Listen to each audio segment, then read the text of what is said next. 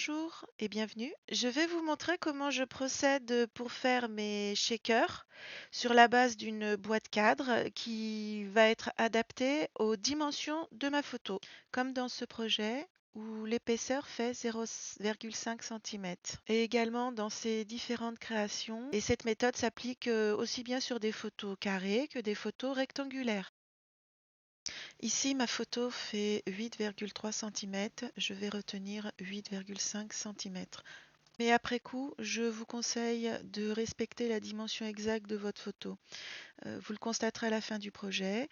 À force de prendre un peu de marge par-ci, par-là, la photo ne sera plus en bord à bord avec le cadre. Il restera un pourtour libre. Dans mon projet, ce ne sera pas gênant parce que je vais faire un matage. Mais si vous souhaitez vraiment que votre photo vienne en limite du cadre, ne prenez pas trop de marge à chaque fois, à chaque étape. Sur le modèle de cadre, on voit bien l'épaisseur que l'on va obtenir de 1 cm. Pour vous aider à déterminer la taille que devra avoir votre papier pour créer votre cadre, vous posez votre photo sur un papier brouillon. Notez ses dimensions. Puis, il sera nécessaire de rajouter de chaque côté de cette image 4 fois la taille de l'épaisseur que vous aurez choisie. Ici, 1 cm.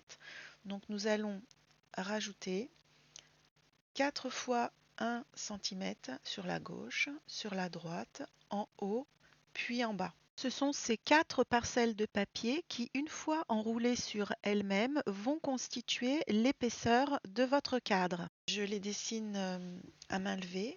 C'est amplement suffisant pour vous aider à déterminer la taille de votre papier. C'est purement schématique et puis ça permet aussi de ne pas faire d'erreur, de ne pas oublier des mesures. Ensuite, il suffit d'additionner ces différentes mesures, les 4 cm du cadre bas, les 8,5 de ma photo et ensuite les 4 cm du cadre du haut. J'arrive donc à 16,5 cm. À cette mesure, on rajoute 1 cm qui correspond à l'espace que va prendre notre côté de cadre en volume sur le papier de fond.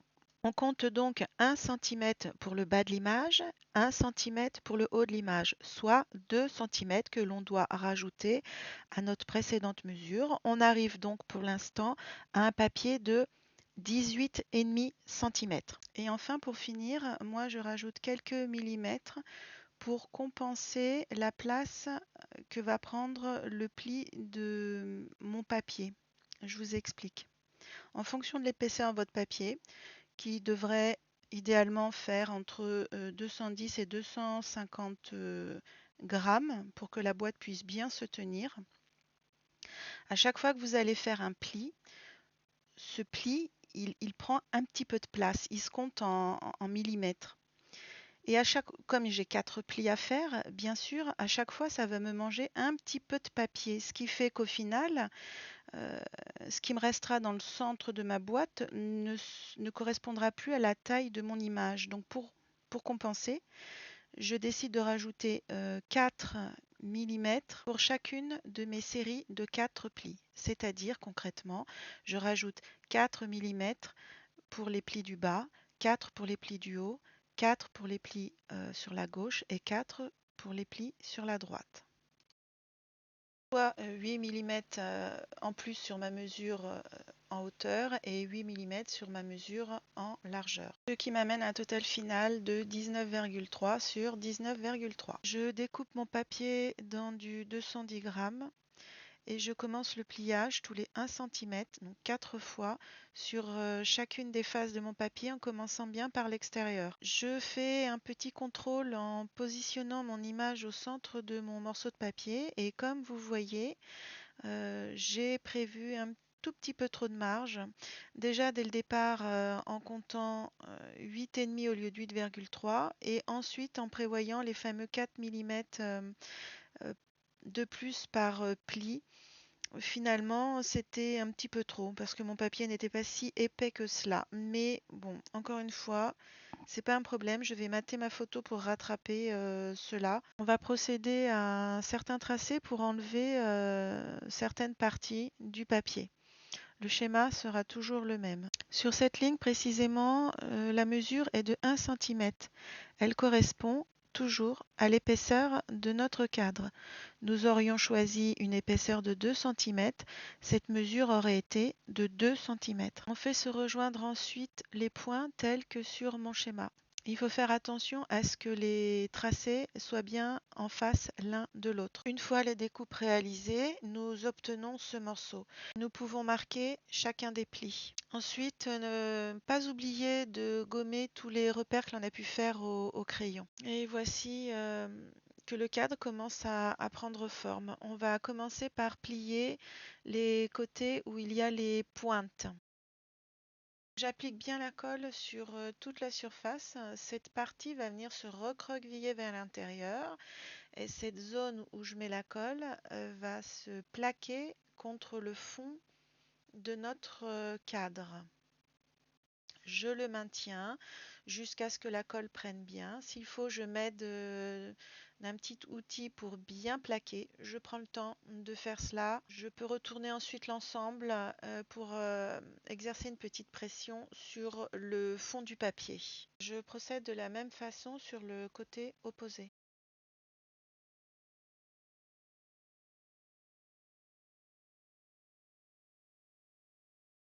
Je m'occupe des deux côtés restants. Dans un premier temps, je vais effectuer le pliage pour tester et voir si ça se met bien en place. Pour l'aider à se mettre en place, il va falloir que je torde un petit peu la partie de gauche vers l'arrière et que j'écrase un peu plus mon rebord pour l'aider à bien se mettre en place et qu'il s'enchevêtre bien.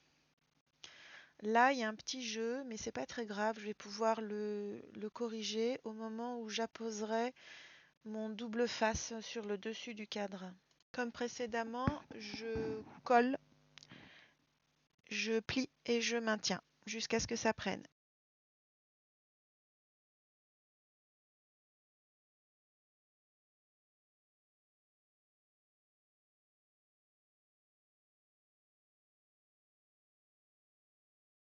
Je teste de nouveau en replaçant ma photo pour voir comment ça tombe. C'est plutôt pas mal. Je recouvre le dessus des bordures du cadre de scotch double face pour pouvoir positionner un peu plus tard le rhodoïde. Je maroufle avec le plioir pour bien chasser l'air et faire adhérer le scotch au papier. Comme prévu, j'ai maté ma photo sur un papier rose très foncé pour la faire ressortir et j'ai collé l'ensemble dans le fond de ma boîte. On peut commencer à remplir notre cadre shaker, ici avec des petites perles de rocaille, par la suite des sequins de formes diverses et à nouveau des perles en forme de cœur, des paillettes également. Justement pour les paillettes, petite remarque, ça a tendance à venir se plaquer en masse sur le rhodoïde. C'est pas forcément un effet très joli, ça a tendance à cacher un petit peu le dessin. Donc faire attention avec les paillettes, soit les dispatcher et en essayant de contrôler un petit peu là où elles vont aller se coller, soit en mettre moins peut-être aussi. Quand le remplissage est terminé, on reprend la mesure exacte du cadre. Moi j'ai 11,2 précisément et on va découper notre rhodoïde.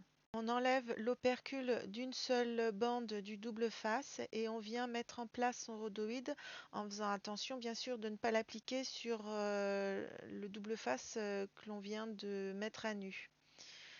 On le fait uniquement quand on est sûr d'avoir tout bien positionné. Une fois qu'il est en place, il ne bouge plus, c'est beaucoup plus facile et on vient enlever tour à tour les bandes du double face des autres côtés. On maroufle de nouveau pour chasser l'air et bien faire adhérer. Et là, c'est vraiment important parce que ça empêchera de laisser s'échapper potentiellement les paillettes, les petits sequins, etc. Et voici, notre cadre shaker est fermé, ça fonctionne parfaitement. Il reste plus qu'à décorer un petit peu le dessus là parce que c'est pas très très joli, c'est pas très bien fini. J'ai donc choisi un papier décor que je vais découper à la dimension du cadre qui pour ma part est de 10,3. Je reporte ces mesures sur mon papier que je vais découper. Il faut recouvrir le cadre de notre boîte, donc il va falloir évider la partie centrale du morceau de papier. Pour cela, sachant que mon bord de cadre fait 1 cm, je vais quand même prévoir une petite marge de sécurité de 3 mm parce que si je fais mon cadre trop court, on risque de voir apparaître le papier craft en dessous et bon ça j'ai pas envie en fait. On pourrait le faire mais il faudrait le faire tout autour. Là le plus simple c'est de recouvrir, je voudrais mettre beaucoup plus de papier blanc que de papier craft. Donc je prévois 1,3 cm tout autour. Je vais faire mon tracé sur mon papier et découper. Le tracé est réalisé et on fait le découpage du centre. Voici le résultat. On remet du double face sur le pourtour du cadre pour accueillir le papier. On positionne comme on le souhaite le papier cadre sur la boîte et on va le fixer avec un petit bout de masking tape. Sur le côté opposé, on enlève l'opercule du double face, puis on viendra appliquer le papier dessus pour le fixer. On peut enlever le double face et on vient enlever tour à tour l'opercule du double face sur chacun des 3 autres côtés du cadre pour finir de fixer le papier. Pour terminer ce projet, je trouve qu'il serait plus joli, plus délicat de venir recouvrir la tranche de notre boîte cadre. Je vais choisir un masking tape dans les tons rose pailleté. J'applique un filet de colle sur la tranche parce qu'en général, les masking tape ne tiennent pas beaucoup dans le temps.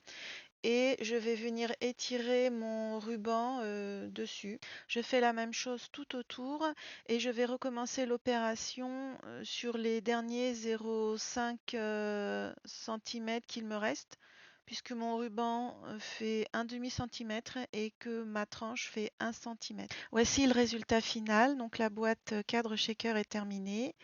Le shaker marche très bien. Il ne reste plus cette boîte cadre, soit à la laisser en l'état, soit à venir la fixer sur un support, alors une couverture d'album ou par exemple un tableau pour en faire une suspension. Voilà, j'espère que ce projet vous aura plu et n'aura pas été trop fastidieux dans les explications. À bientôt sur une prochaine vidéo.